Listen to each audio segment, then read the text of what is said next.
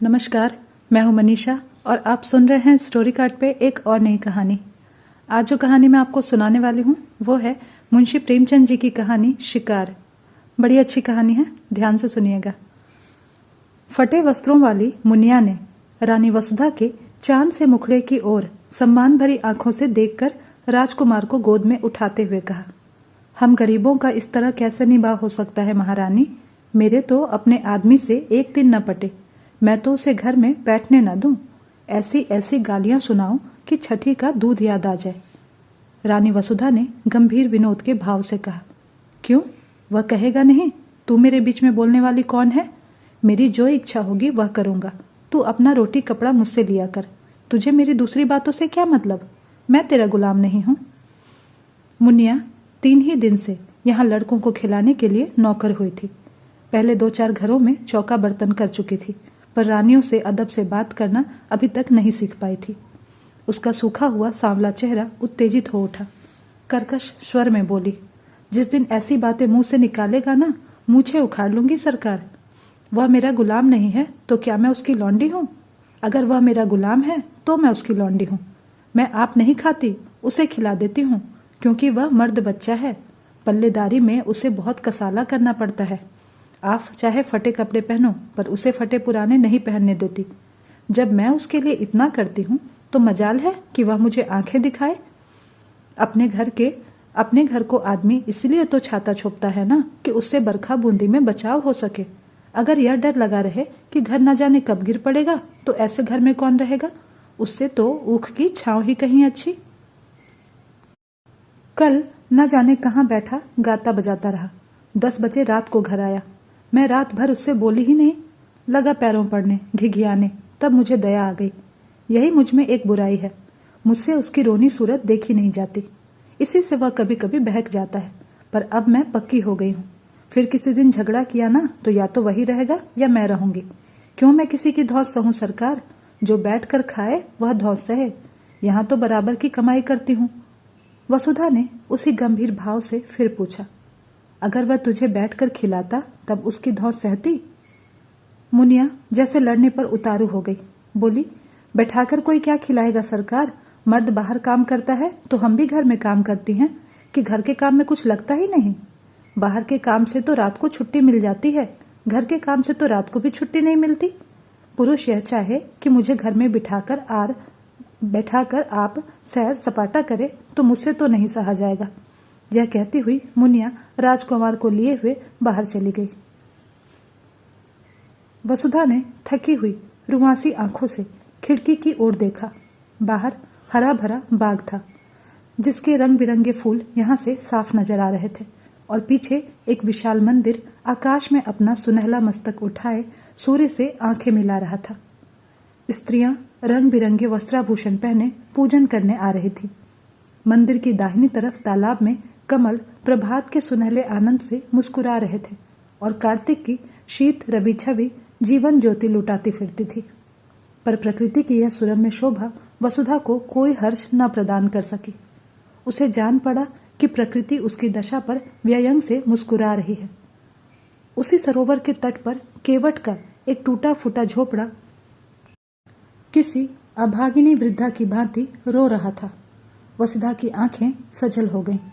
पुष्प और उद्यान के मध्य में खड़ा वह सूना झोपड़ा उसके विलास और ऐश्वर्य से घिरे हुए मन का सजीव मित्र था। उसके जी में आया, जाकर झोपड़े के गले लिपट जाऊं और खूब रोऊं। वसुधा को इस घर में आए 5 वर्ष हो गए थे। पहले उसने अपने भाग्य को सराहा था। माता पिता के छोटे से कच्चे आनंदहीन घर को छोड़कर वह एक विशाल भवन में आई थी, जहां संपत्ति उसके पैरों को चूमती हुई जान पड़ती थी। उस समय संपत्ति ही उसकी आंखों में सब कुछ थी। पति प्रेम गौण सी वस्तु थी, पर उसका लोभी मन संपत्ति पर संतुष्ट न रह सका। पति प्रेम के लिए हाथ फैलाने लगा। कुछ ही दिनों में उसे मालूम हुआ मुझे परम रत्न भी मिल गया, पर थोड़े ही दिनों में वह भ्रम जाता रहा। कुंवर गजराज सिंह रूपवान थे, उदार थे, बलवान थे, शिक्षित थे, विनोद प्रिय थे और प्रेम का अभिनय भी करना जानते थे। उनके जीवन में प्रेम से कंपित होने वाला तार न था। वसुधा का खिला हुआ यौवन और देवताओं को भी लुभाने वाला रंगरूप केवल विनोद का सामान था।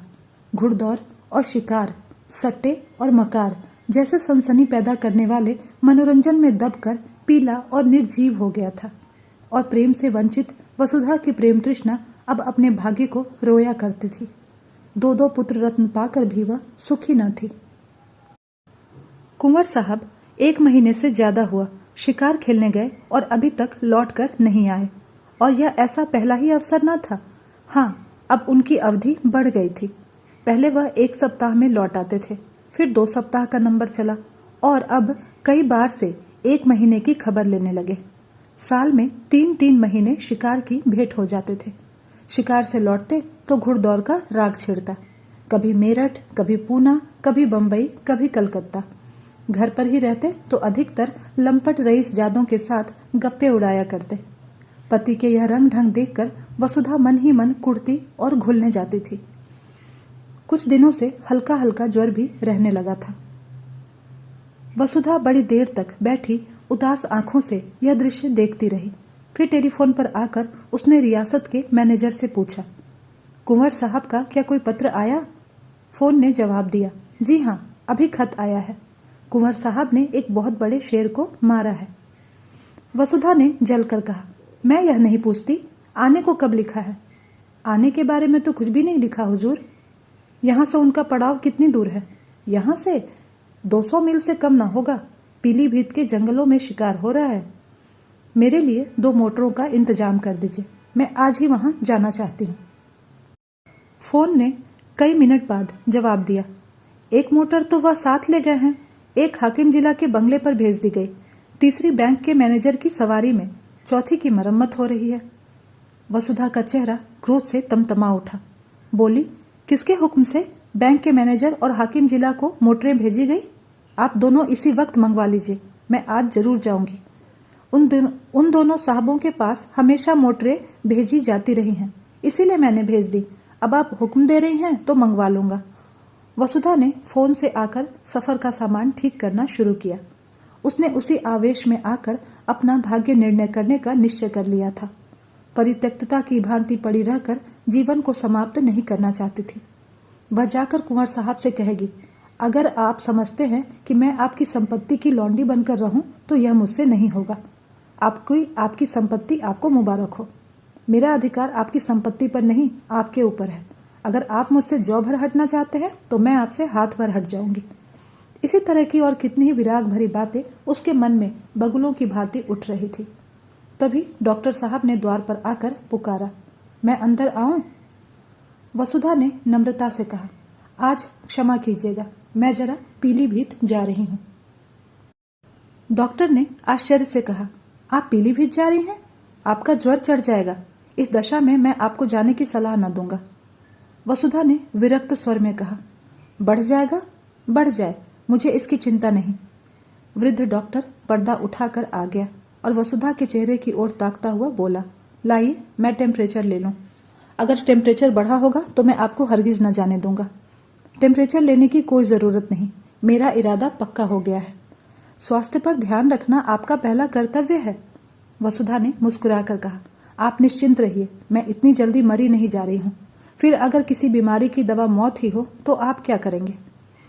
डॉक्टर ने 2-1 बार आग्रह किया और फिर विस्मय से सिर हिलाता हुआ चला गया। रेलगाड़ी से जाने में आखिरी स्टेशन से 10 कोस तक जंगली सुनसान रास्ता तय करना पड़ता था, इसीलिए कुंवर साहब बराबर मोटर पर ही जाते थे। वसुधा ने उसी से जाने का निश्चय किया। 10 बजते बजते दोनों मोटरें आईं। वसुधा ने ड्राइवरों पर गुस्सा उतारा, अब मेरे हुक्म के बगैर कहीं मोटर लेकर गए तो मोटर का किराया तुम्हारी तनख्वाह से काट लूंगी। अच्छी दिल लगी है, घर को रोए बन की गाय। हमने अपने आराम के लिए मोटरें रखी हैं, किसी की खुशामद करने के लिए नहीं। जिसे मोटर का शौक है वो मोटर खरीद ले। यह नहीं कि हलवाई की दुकान देखी और दादे का फातिहा पढ़ने बैठ गए। वह चली तो दोनों बच्चे कुनमुनाए, मगर जब मालूम हुआ कि अम्मा बड़ी दूर हवा को मारने जा रही हैं तो उनका यात्रा प्रेम ठंडा पड़ा। वसुधा ने आज सुबह से उन्हें प्यार नहीं किया था। उसने जलन में सोचा, मैं ही क्यों इन्हें प्यार करूं, मैंने ही तो इनका ठेका नहीं लिया है। वह तो वहां जाकर चैन करें और मैं यहाँ इन्हें छाती से लगाए बैठी रहूं। लेकिन चलते समय माता का हृदय पुलक उठा। दोनों को बारी बारी से गोद में लिया, चूमा, प्यार किया और घंटे भर में लौट आने का वचन देकर वह सजल नेत्रों के साथ घर से निकली। मार्ग में भी उसे बच्चों की याद बार बार आती रही। रास्ते में कोई गांव आ जाता और छोटे छोटे बालक मोटर की दौड़ देखने के लिए घरों से निकल आते और सड़क पर खड़े होकर तालियां बजाते हुए मोटर का स्वागत करते, तो वसुधा का जी चाहता इन्हें गोद में उठाकर प्यार कर लो। मोटर जितने वेग से आगे जा रही थी, उतने ही वेग से उसका मन सामने के वृक्ष समूहों के पीछे की ओर उड़ा जा रहा था। कई बार इच्छा हुई कि घर लौट चलूं। जब उन्हें मेरी रत्ती भर भी परवाह नहीं है तो मैं ही क्यों उनकी फिक्र में प्राण दूं। जी चाहे आवे, जी चाहे ना आवे, लेकिन एक बार पति से मिलकर उनसे खरी खरी बात करने के प्रलोभन को वह रोक न सकी। सारी देह थक कर चूर चूर हो रही थी। ज्वर भी हो आया था।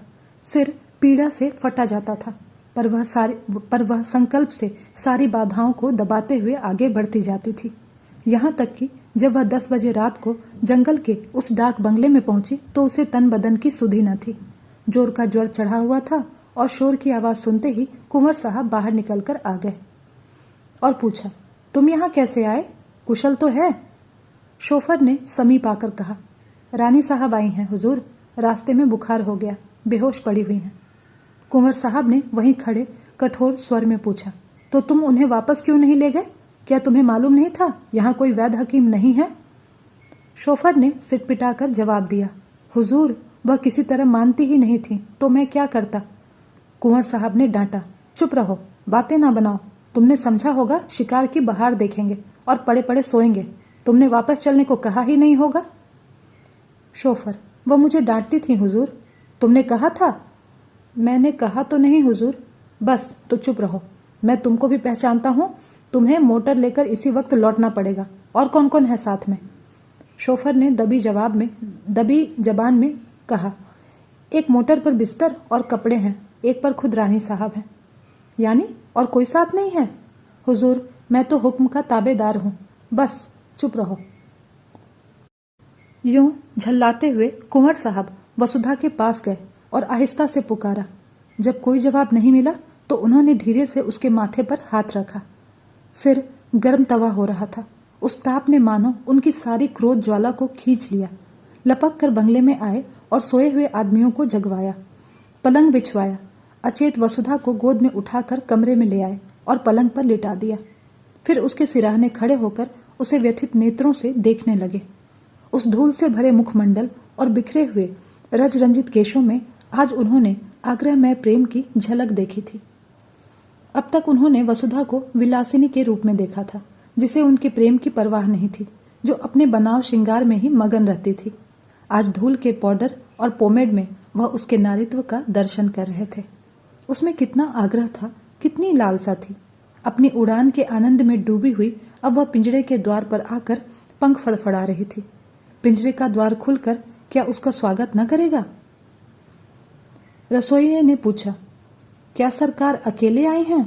कुंवर साहब ने कोमल कंठ से कहा, जी हाँ, और क्या, इतने आदमी हैं, किसी को साथ नहीं लिया। आराम से रेलगाड़ी से आ सकती थी, यहाँ से मोटर भेज दी जाती, मन ही तो है।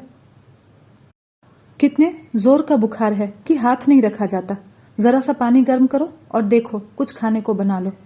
रसोइये ने सोचा, ठकुर सोहाती की 100 कोस की दौड़ बहुत होती है सरकार, सारा दिन बैठे बैठे बीत गया।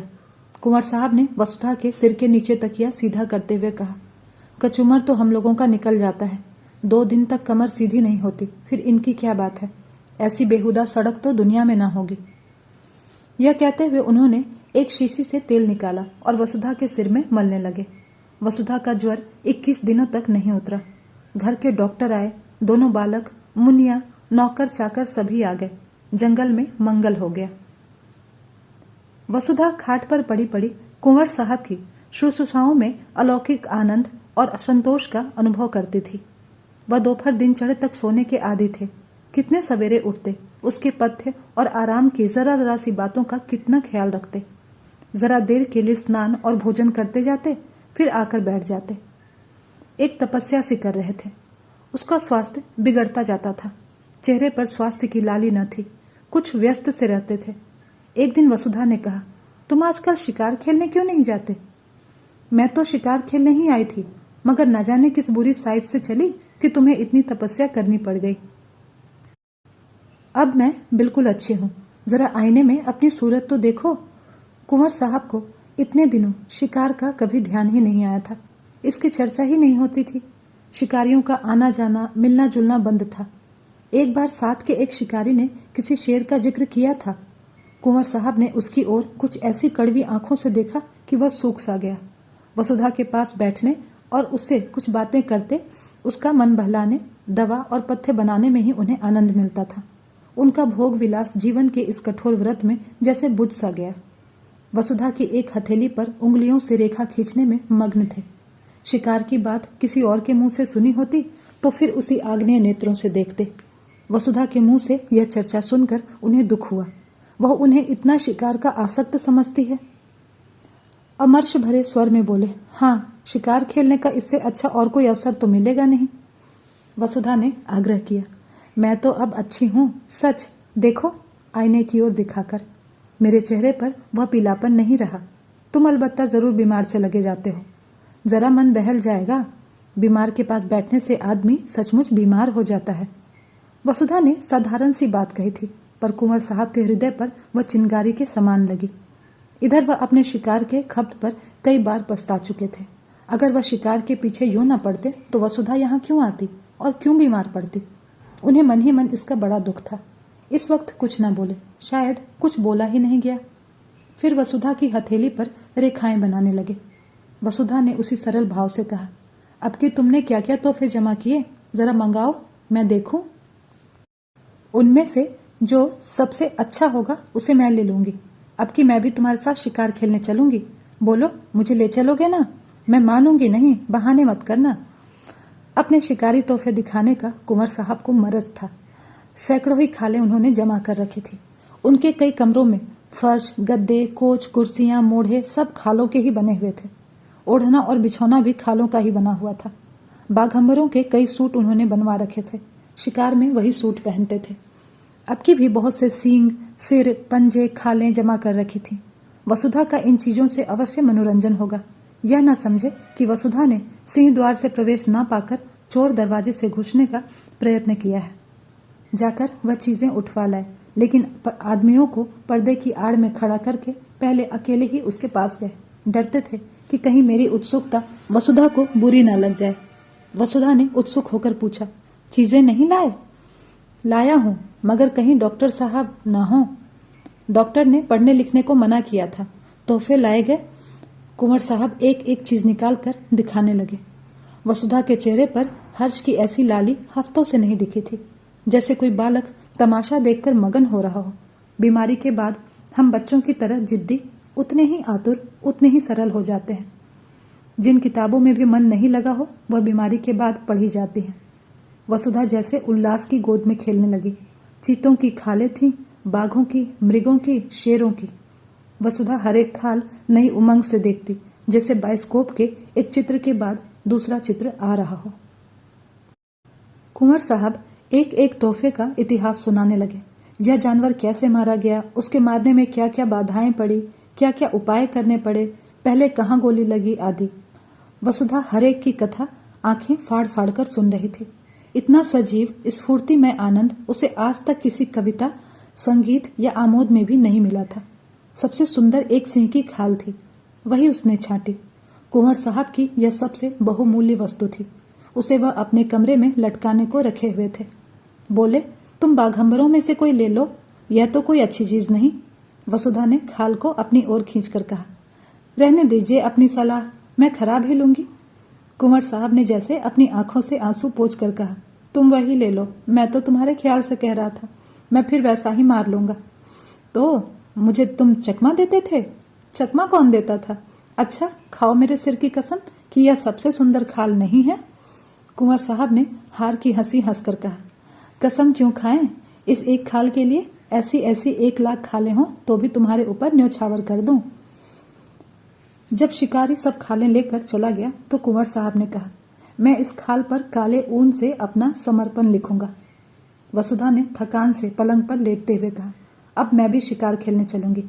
फिर वह सोचने लगी वह भी कोई शेर मारेगी और उसकी खाल पतिदेव को भेंट करेगी। उस पर लाल ऊन से लिखा जाएगा प्रियतम। जिस ज्योति के मंद पड़ जाने से हरेक व्यापार, हरेक व्यंजन पर अंधकार छा गया था, वह ज्योति अब प्रदीप्त होने लगी थी। शिकारों का वृत्तांत सुनने की वसुधा को चाट सी पड़ गई। कुंवर साहब को कई कई बार अपने अनुभव सुनाने पड़े। उसका सुनने से जी नहीं भरता था। अब तक कुंवर साहब का संसार अलग था, जिसकी दुख सुख, हानि लाभ, आशा निराशा से वसुधा को कोई सरोकार ही नहीं था। वसुधा को इस संसार के व्यापार से कोई रुचि नहीं थी, बल्कि अरुचि थी। कुंवर साहब इस पृथक संसार की बातें उससे छिपाते रहते थे, पर अब वसुधा उनके इस संसार में एक उज्जवल प्रकाश, एक वरदानों वाली देवी के समान अवतरित हो गई थी। एक दिन वसुधा ने आग्रह किया, मुझे बंदूक चलाना सिखा दो। ठाकुर साहब की अनुमति मिलने में विलंब न हुआ। वसुधा स्वस्थ हो गई थी। कुंवर साहब ने शुभ मुहूर्त में उसे दीक्षा दी। उस दिन से जब देखो वृक्षों की छांव में खड़ी निशाने का अभ्यास कर रही है और कुंवर साहब खड़े उसकी परीक्षा ले रहे हैं। जिस दिन उसने पहली चिड़िया मारी, कुंवर साहब हर्ष से उछल पड़े। नौकरों को इनाम दिए गए, ब्राह्मणों को दान दिया गया। इस आनंद की शुभ स्मृति में उस पक्षी की मम्मी बनाकर भी रखी गई। वसुधा के जीवन में अब एक नया उत्साह, एक नया उल्लास, एक नई आशा थी। पहले की भांति उसका वंचित हृदय अशुभ कल्पनाओं से त्रस्त न था। अब उसमें विश्वास था, बल था, अनुराग था। कई दिनों के बाद वसुधा की साध पूरी हुई थी। कुंवर साहब उसे साथ लेकर शिकार खेलने पर राजी हुए और शिकार था शेर का, और शेर भी वह जिसने इधर 1 महीने से आसपास के गांव में तहलका मचा दिया था। चारों तरफ अंधकार था, ऐसा सघन कि पृथ्वी उसके भार से कराती हुई जान पड़ती। कुंवर साहब और वसुधा एक ऊंचे मचान पर बंदूक लिए दम साधे बैठे हुए थे। बहुत भयंकर जंतु था। अभी पिछली रात को वह एक सोते हुए आदमी को खेत में मचान पर से खींच कर ले भागा था। उसकी चालाकी पर लोग दांतों तले उंगली दबाए हुए थे। मचान इतना ऊंचा था कि चीता उछलकर पहुंच नहीं सकता था। हाँ, उसने यह देख लिया था कि वह आदमी मचान पर बाहर की तरफ सिर किए सो रहा था। दुष्ट को एक चाल सूझ गई।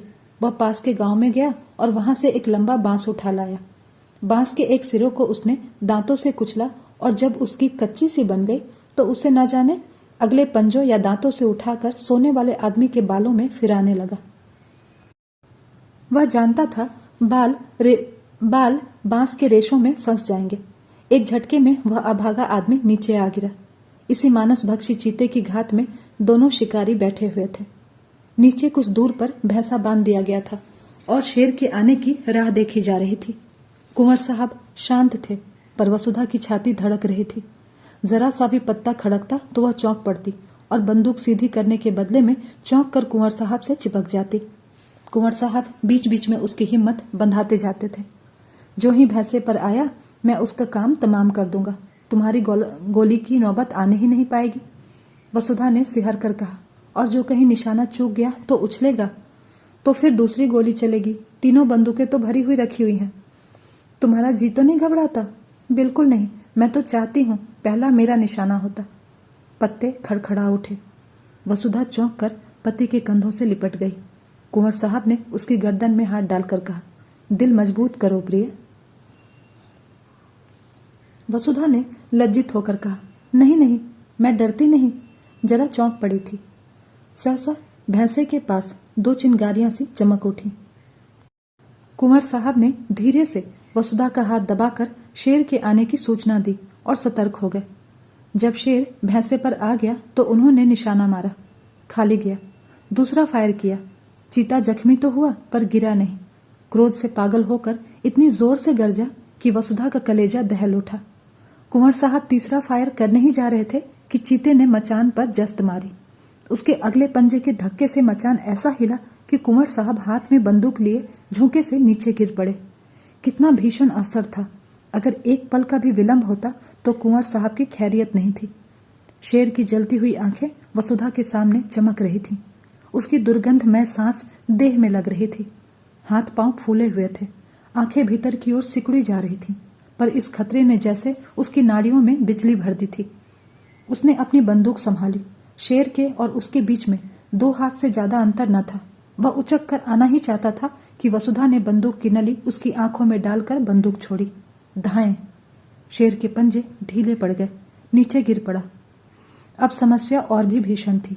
शेर से 3-4 कदम पर ही कुंवर साहब गिरे पड़े थे। शायद चोट ज्यादा ना आई हो। शेर में अगर अभी दम है तो वह उन पर जरूर वार करेगा।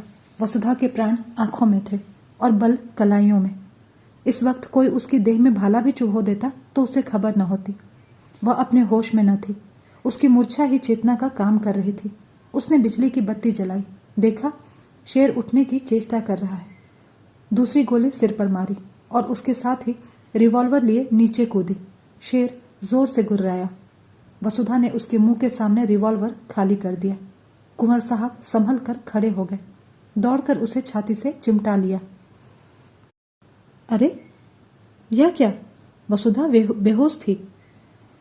भय उसकी प्राणों को मुट्ठी में लिए उसकी आत्मरक्षा कर रहा था। भय के शांत होते ही मूर्छा आ गई थी। 3 घंटे के बाद वसुधा की मूर्छा टूटी। उसकी चेतना अब भी उन्हीं भयप्रद परिस्थितियों में विचर रही थी। उसने धीरे से डरते डरते आंखें खोली। कुंवर साहब ने पूछा, कैसा जी है प्रिय? वसुधा ने उनकी रक्षा के लिए दोनों हाथों का घेरा बनाते हुए कहा, वहां से हट जाओ, ऐसा ना हो झपट पड़े। कुंवर साहब ने हंसकर कहा, शेर कब का ठंडा हो गया, वह बरामदे में पड़ा है। ऐसा डील डॉल का और इतना भयंकर शेर मैंने तो देखा ही नहीं था। तुम्हें चोट तो नहीं आई? बिल्कुल नहीं। तुम कूद क्यों पड़ी? पैरों में बड़ी चोट आई होगी। तुम जीती कैसे बची? यह आश्चर्य है, मैं तो इतनी ऊंचाई से कभी कूद ही नहीं सकता। वसुधा ने चकित होकर कहा, मैं कहाँ कूदी? शेर मचान पर आया इतना याद है, उसके बाद क्या हुआ मुझे कुछ भी याद नहीं। कुंवर को भी विस्मय हुआ। वाह, तुमने उस पर 2 गोलियां चलाई, जब वह नीचे गिरा तो तुम भी कूद पड़ी और उसके मुंह में रिवॉल्वर की नली ठूंस दी। बस वही ठंडा हो गया। बड़ा बेहया जानवर था। अगर तुम चूक जाती तो वह नीचे आते ही मुझ पर जरूर चोट करता। मेरे पास तो छुरी भी नहीं थी। बंदूक हाथ से छूटकर दूसरी तरफ गिर गई थी। अंधेरे में कुछ सुझाई भी नहीं देता था। तुम्हारे ही प्रभाव से इस वक्त मैं यहाँ खड़ा हूँ। तुमने ही तो मुझे प्राणदान दिया है। दूसरे दिन प्रातःकाल यहाँ से कूच हुआ।